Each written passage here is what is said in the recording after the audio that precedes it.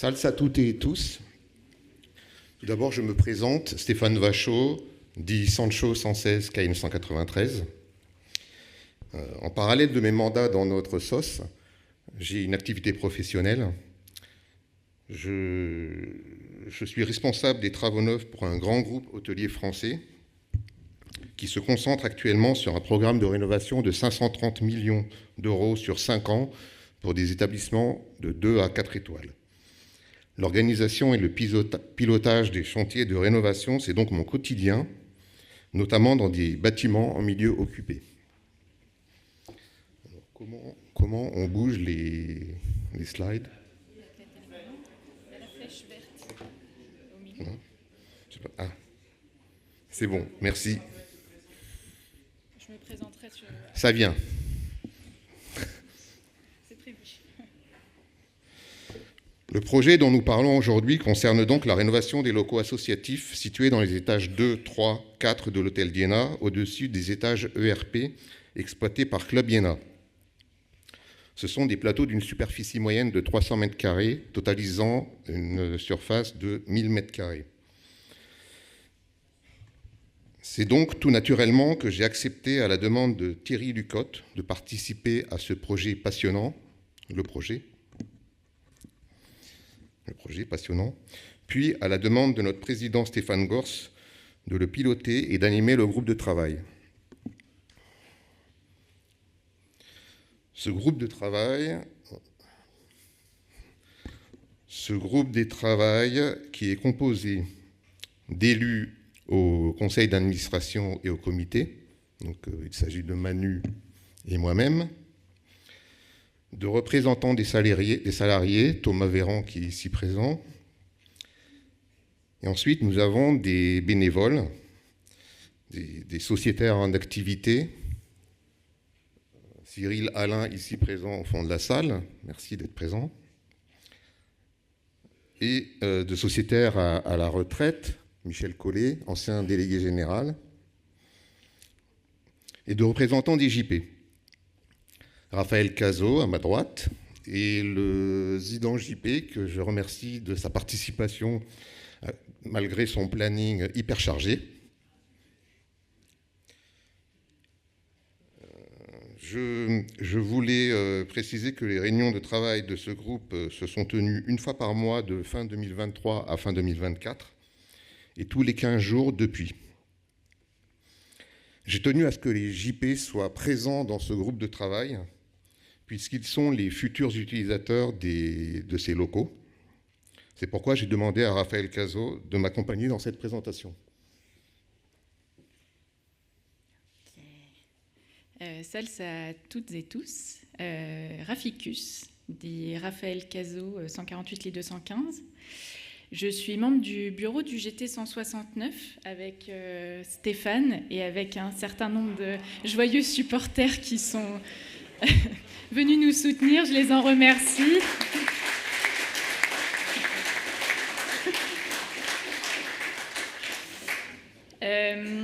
Mon activité professionnelle aujourd'hui, c'est d'être conductrice de travaux principale sur un chantier de gare pour le Grand Paris Express.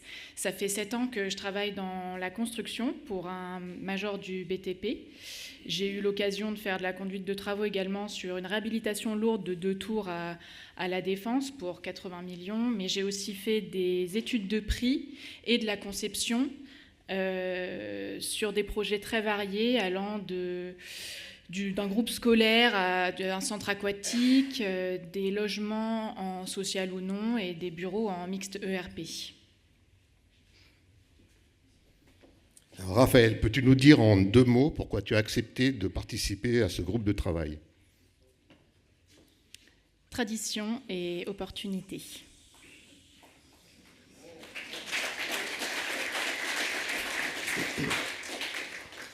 Nous avons, à partir de la fin de l'année 2023, avec des réunions de brainstorming, défini un cahier des charges de cette rénovation. Alors, l'objectif principal du projet est d'ouvrir Iéna à tous, et notre cahier des charges se décline à partir de cet objectif. En premier lieu, nous avons devenir un lieu de passage et de rencontre pour les Gazards, en créant des lieux d'accueil et des espaces de travail dédiés aux bénévoles, mais également aux Gazards en transit à Paris. En deuxième grand axe, nous avons offrir des conditions de travail optimales aux salariés, aux bénévoles et aux élus, en prenant en compte l'aspect sécurité et l'accessibilité aux personnes à mobilité réduite. Pour cela, il est question d'aménager des espaces plus lumineux avec des flux plus lisibles, de créer des espaces modulaires, de dimensionner les salles de réunion en fonction de nos besoins, et tout cela pour s'adapter à nos nouveaux usages. Enfin, les deux grands axes suivants sont habituer les élèves à venir à Iéna et faire de Iéna un outil pour fédérer la communauté. Ça passera par différents sujets comme recréer un PIANS avec un espace de convivialité, ajouter des espaces de pause aux étages avec les locaux de travail, mais également de proposer une offre de restauration snacking qui ne serait pas en concurrence avec Club Iéna.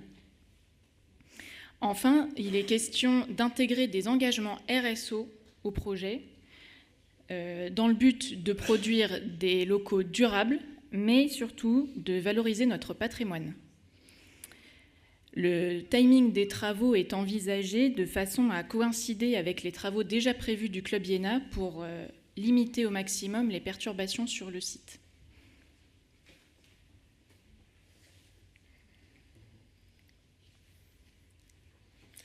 Donc nous avons ensuite fait faire quelques diagnostics, diagnostic plomb, diagnostic amiante, quelques sondages structurels.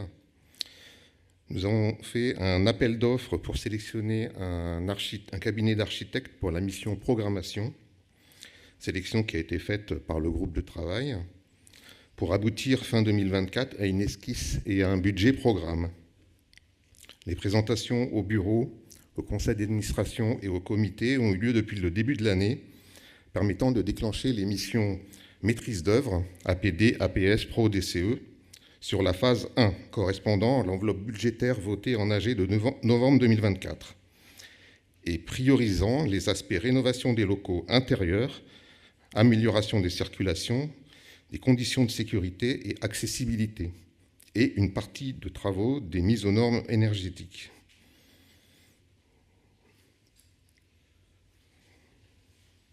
Donc là, nous allons vous présenter les plans, esquisses du programme avec les détails des aménagements qui sont proposés. Pour les aménagements principaux en phase 1 au R+2, vous pouvez voir encerclé en orange la modernisation de la salle du conseil qui sera flexible pour permettre d'être utilisée en salle de travail lorsqu'elle n'est pas utilisée pour faire des réunions. Encerclé en violet, vous pouvez voir la création d'une circulation le long de la salle Bon-Sergent pour permettre d'accéder à un nouvel escalier d'évacuation de secours qui sera créé entre le R+2 et le R+3. L'ajout de cet escalier permettra d'augmenter la jauge maximale autorisée au R+3 qui aujourd'hui est de 19 personnes. L'ajout de cet escalier permettra de dépasser cette jauge-là dans le respect de la réglementation incendie. Cette nouvelle circulation le long de la salle Bon-Sergent sera bordée de cloisons vitrées pour permettre d'apporter de la lumière naturelle en second jour. Et au-delà du sujet d'évacuation incendie, elle permettra également de desservir les sanitaires qu'on voit au fond de l'étage, sans avoir besoin de traverser la salle Bon-Sergent. Alors, en complément des sanitaires dont tu parlais, vous pouvez voir un sanitaire handicapé à côté de l'ascenseur qui se retrouve à chaque étage. Au R+3, nous retrouvons l'escalier qui vient du R+2. Il est prévu également l'abaissement du plancher à l'emplacement du plafond ciel du foyer du R+1, ceci permettant de rendre les salles de réunion accessibles aux personnes à mobilité réduite. Il est prévu également un grand espace de travail moderne pour les bénévoles et les gazards de passage qui se trouvent sur la partie gauche en bas. Espace qui intégrera toutes les fonctionnalités technologiques dans les bureaux en mettant en œuvre des matériaux acoustiques pour préserver la tranquillité des usagers. Il y a également de l'autre côté de la salle de réunion centrale un espace de pause et une amélioration des circulations autour de cet espace central.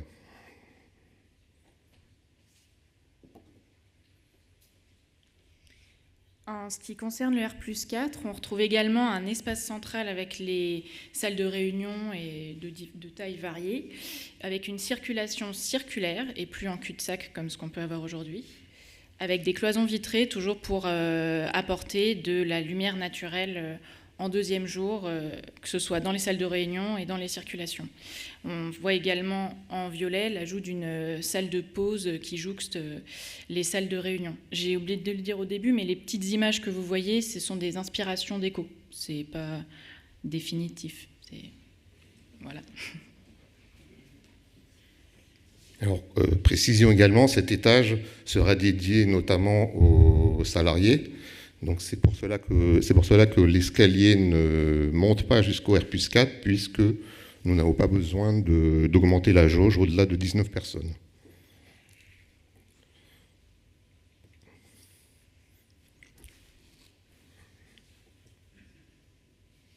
C'est bon. Donc nous avons également imaginé une phase 2 qui n'est pas soumise au vote de cet AG et après avoir été consolidée, sera présentée à l'Assemblée générale d'automne 2025. Donc au R+2, la rénovation et l'agrandissement de 20 mètres carrés de l'actuelle véranda qui nécessite une intervention car c'est une passoire thermique. L'installation dans cette véranda d'un pians avec un grand espace de convivialité donnant sur une terrasse aménagée.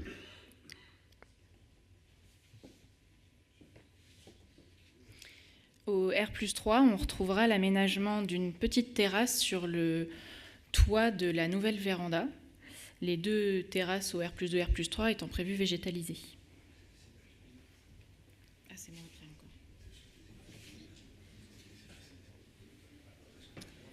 encore. En 3D, ça donne ceci. Bien entendu, tous ces travaux sont soumis à autorisation de la ville de Paris, et donc aujourd'hui, ils ne sont pas actés à date. Le dossier est en train d'être monté par les architectes dans cette perspective.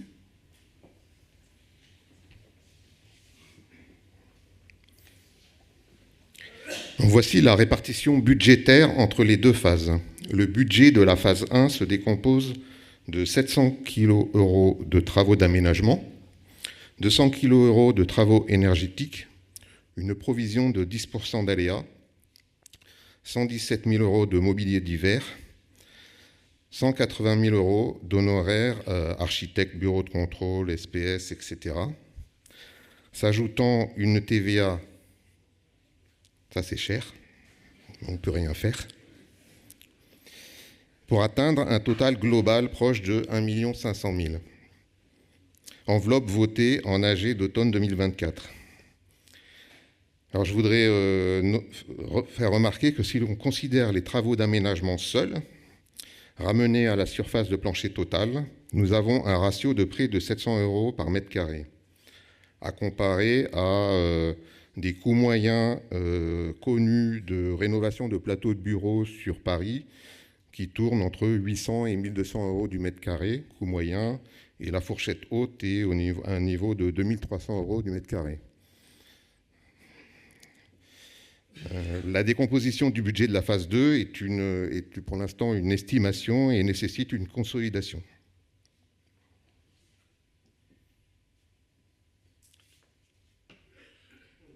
Vous voyez ici une décomposition macro des coûts travaux, avec une séparation entre les phases 1 et phase 2. Donc je vais parler du diagramme circulaire. Vous remarquerez que la part des travaux énergétiques pèse pour 1/4 du coût total des travaux. Ces travaux énergétiques sont répartis sur les deux phases, car il y a une partie de travaux qui nécessitent des autorisations administratives, telles que le changement des vitres pour passer sur de double vitrage, par exemple.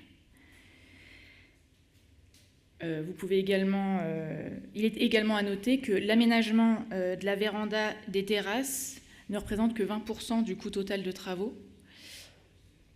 À noter que en dehors de l'aspect végétalisation, rendre accessible des terrasses, la véranda en elle-même doit être rénovée, comme le précisait Stéphane plus tôt, car c'est une passoire thermique et un espace qui aujourd'hui n'est pas valorisé, c'est un espace perdu.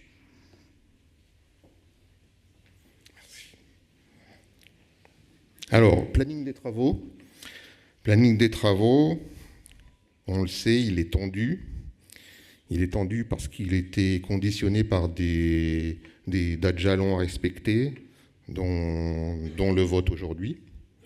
Il prévoit un démarrage à l'été 2025, permettant de réaliser principalement des travaux de démolition et des travaux structurels pendant la période de fermeture des étages Club Iéna.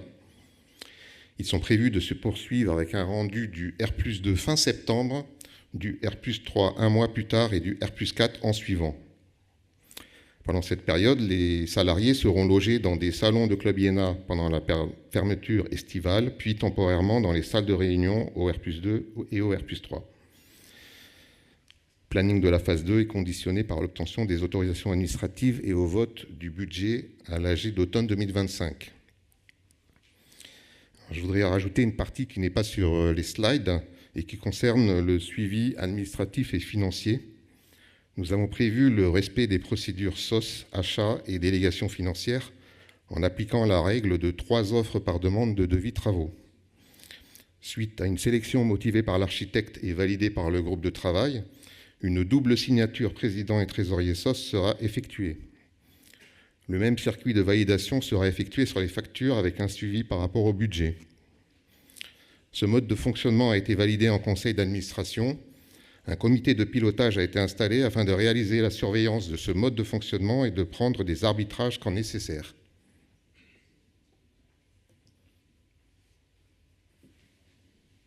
Je vais vous parler maintenant des engagements RSO du projet, comme on l'a déjà évoqué au tout début dans la partie cahier des charges.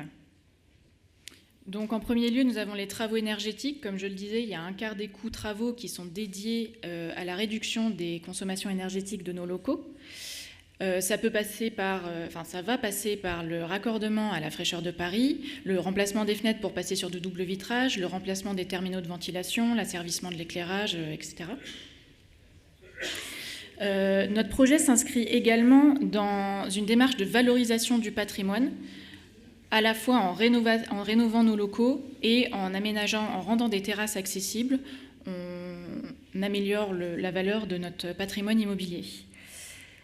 Le projet s'engage ensuite pour des locaux plus inclusifs. Rendre les locaux de la SOS accessibles aux personnes à mobilité réduite et améliorer les flux permettra de proposer une meilleure qualité d'accueil. Nous avions une volonté d'intégrer du mobilier durable pour l'aménagement des bureaux. Donc là, ça peut passer par solliciter des entreprises qui font du réemploi, de l'upcycling, ou alors faire du neuf éco-responsable et éco-conçu. À ce stade, ce n'est pas encore figé, c'est trop tôt dans le projet pour le dire, mais ça fait partie de nos objectifs. Et enfin, nous avons pour ambition d'impliquer la communauté dans le projet.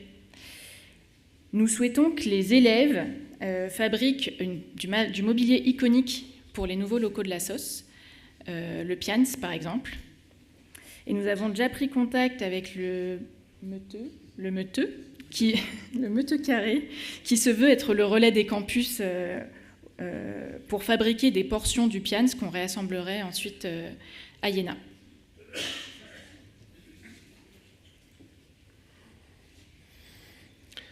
J'en arrive à la conclusion. Donc, je rappelle les motifs de cette rénovation. Créer un lieu d'accueil pour tous les Gazards, également les non-parisiens en transit à Paris pour des raisons professionnelles. Améliorer les conditions de travail des salariés, des élus et des bénévoles. Faire des locaux durables pour les ingénieurs leaders des industries responsables. Et valoriser notre patrimoine pour les générations futures. Enfin, pour terminer, et avant de vous donner la parole si vous avez des questions, je souhaiterais vous dire que, quel que soit le résultat du vote, nous sommes très fiers du travail réalisé jusqu'à aujourd'hui. Et notre rêve est de se retrouver à l'AG d'automne afin de visiter les nouveaux locaux fraîchement rénovés. Et comme ce rêve est partagé par beaucoup d'entre vous, nous avons préparé un petit film réalisé dans un temps record par Dorian Fesco de la société Point Rouge et qui résume les ambitions de ce projet. Je tiens à remercier les personnes qui ont accepté de figurer dans ce film intergénérationnel. Comment on lance le film ?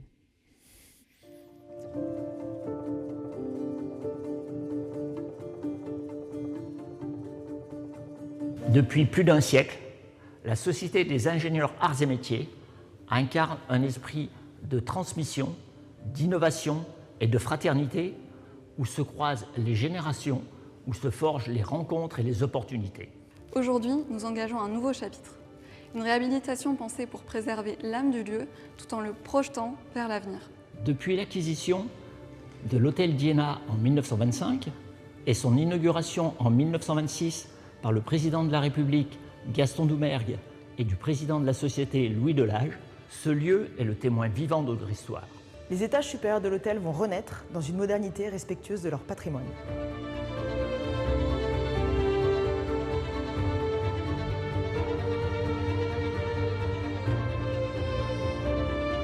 Dans cette transformation, nous avons aussi pensé à la modernisation de l'espace de travail de nos salariés et de nos bénévoles.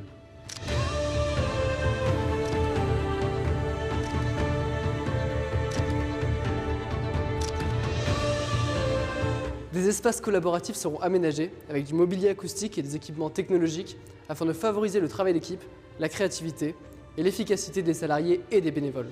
Des lieux de détente et de bien-être seront intégrés pour offrir des conditions de travail épanouissantes et inspirantes où chacun pourra donner le meilleur de lui-même. Nous mettrons une attention particulière sur l'accueil de nos camarades en transit à Paris en créant des espaces conviviaux et accueillants pour que chacun se sente chez soi et ait envie de venir.